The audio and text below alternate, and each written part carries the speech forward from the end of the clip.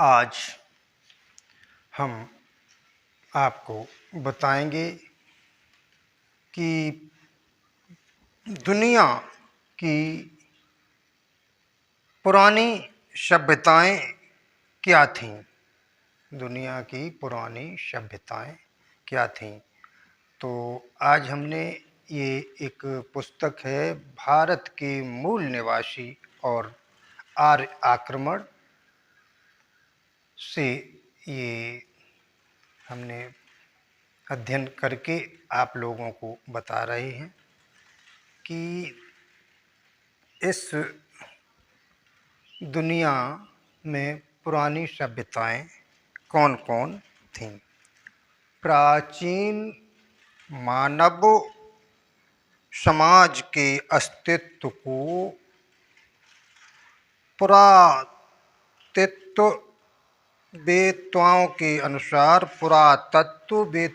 के अनुसार और इतिहासकारों की विभिन्न स्थानों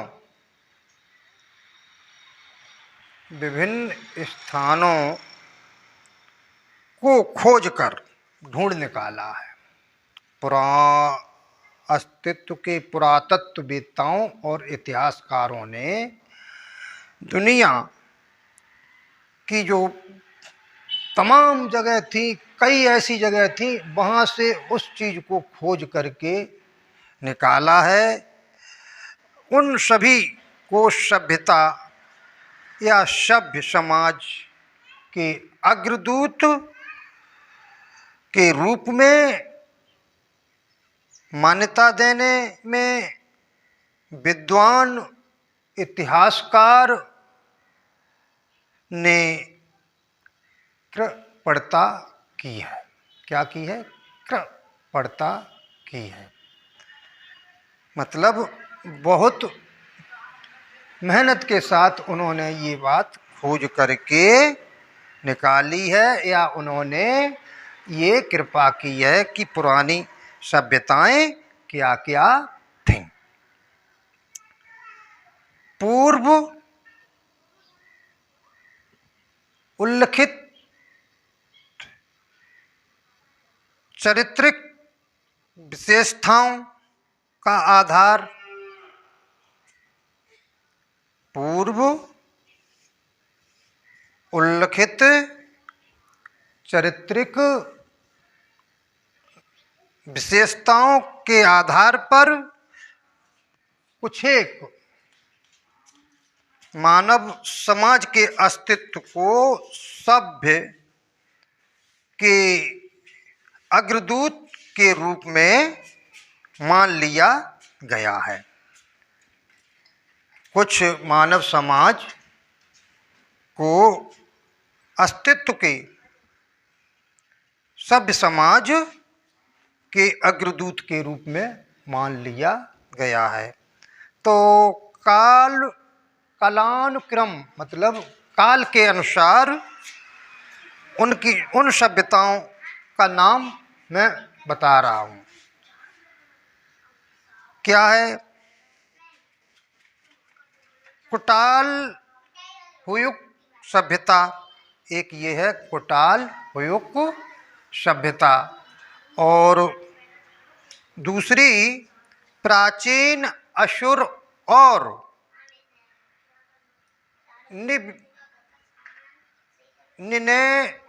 निनेबहे नगर की असुर अथवा असारीय सभ्यता, और इराक की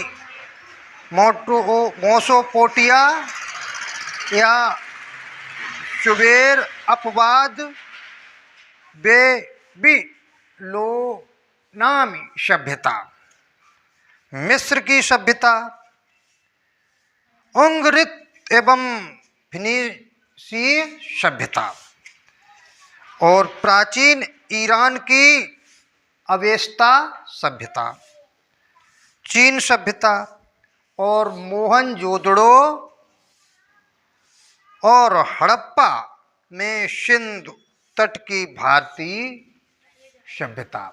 ये 8 सभ्यताओं को खोज करके यहाँ के पुरातत्ववेत्ताओं ने और इतिहासकारों ने निकाला है। और इन सभी सभ्यताओं में ये सारी सभ्यताएं बेहद नगरीय सभ्यताएं थीं। ये जितनी भी सभ्यताएं हैं वो ये नगरों की सभ्यताएं थीं। पश्चिम में भूमध्य सागर पश्चिमी तट से लेकर और सिंधु घाटी, सिंधु नदी तक विस्तृत भूखंड है। वह भूखंड ही वास्तव में मानव सभ्यता का जन्मदाता है। कौन भूखंड? जो पश्चिमी तट से लेकर सिंधु नदी के तट तक जो भूखंड है, यही भूखंड वास्तव में मानव सभ्यता का जन्मदाता है। बेहद सभ्यता केंद्रों के अतिरिक्त भी इन अंचलों में और कुछ बहुत सी सभ्यताएं एवं नगर साम्राज्य विकसित हुए हैं। बहुत सी सभ्यताएं और नगर साम्राज्य विकसित हुए हैं। मध्य पूर्व में के रूप में परिचय में अंचल की सभ्यताएं चारित्र्य वैशिष्ट्य में एक बंधुत्व और शत्रुता में संपर्क के साथ साथ सभ्यता और संस्कृति का विनिमय संपर्क भी था।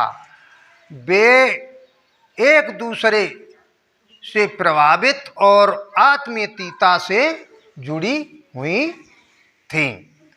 एक ही जात के उद्भव न होने पर भी इनको आपस में गहरा संपर्क था।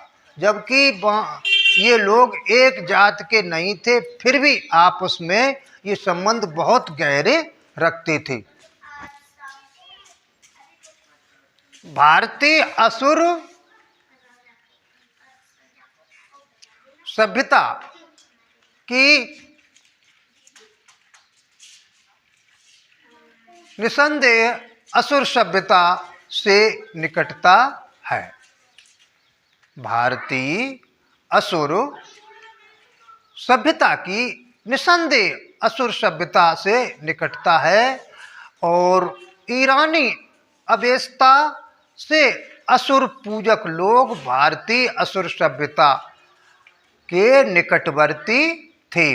प्राचीन सभ्यताओं का विश्लेषण करने से यह स्पष्ट हो जाता है कि जो मोहनजोदड़ो